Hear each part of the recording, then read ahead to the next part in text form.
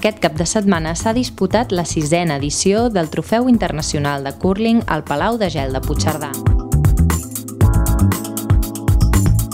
Han competit 22 equips provinents de Suècia, França, Itàlia, Suïssa, Andorra i Espanya en un torneig que representa, per la seva situació al calendari, el tret de sortida de la temporada.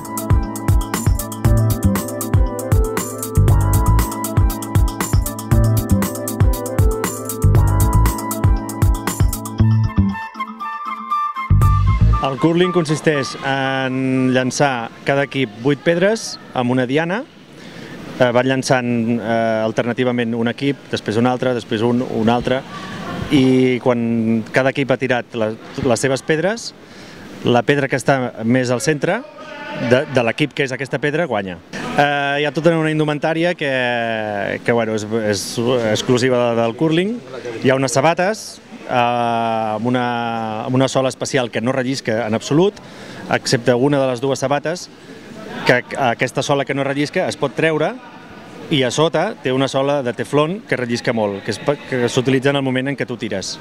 En el moment que tu tires et treus la funda i llavors una de les dues cames rellisca i pots relliscar i tirar. Quan no has de tirar i has d'escombrar, te la tornes a posar.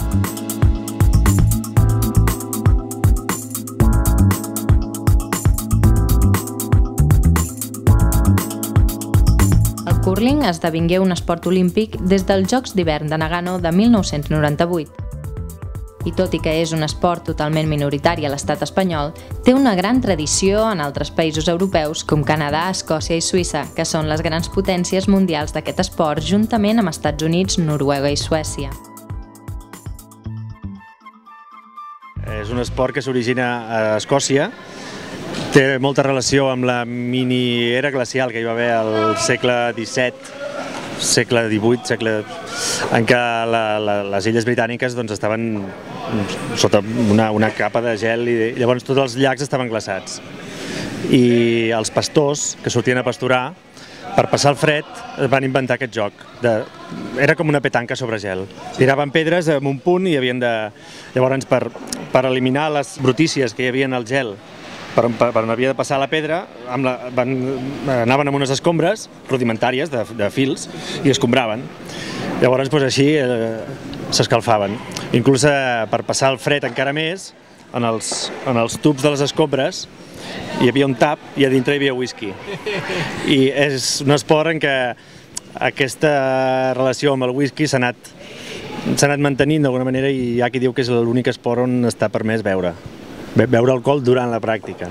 En realitat no és així, però bueno. Amb l'entrada de la revolució industrial ja es va descobrir la manera de fer gel d'una manera artificial i el que és molt curiós és que en moltes granges van treure el bestiar i van fer una pista de gel. Llavors, actualment, avui, vas a Escòcia en algunes pistes, per exemple, Green Acres, nosaltres hi hem anat i és un lloc fantàstic perquè estàs al mig dels camps, hi ha una granja, entres i és una pista de gel impecable i allà juguen a curling. O sigui, et trobes allà i són de les millors pistes que hi ha al món, són aquestes que tenen...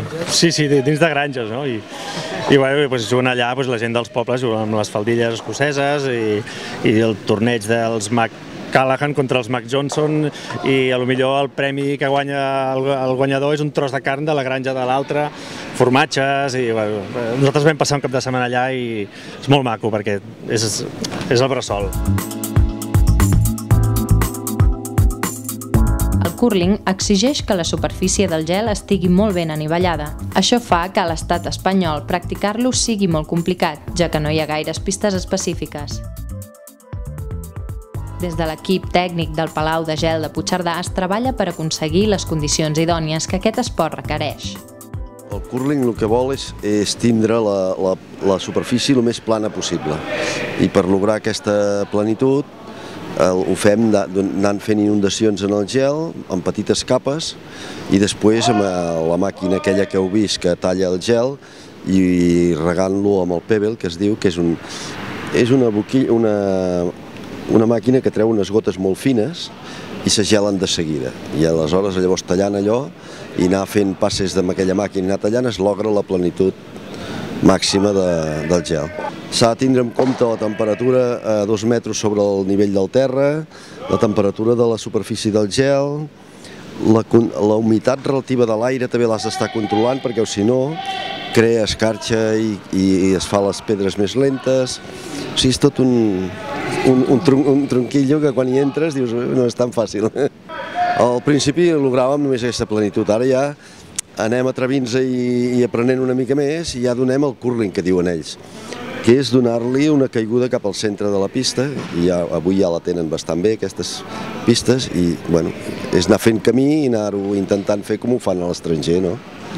Amb l'equip de gent que tinc, companys meus que estan treballant aquí, també els estem formant perquè també ho sàpiguen fer, perquè això es pugui fer sempre a la pista i no hagi de vindre gent de fora a fer aquestes preparacions.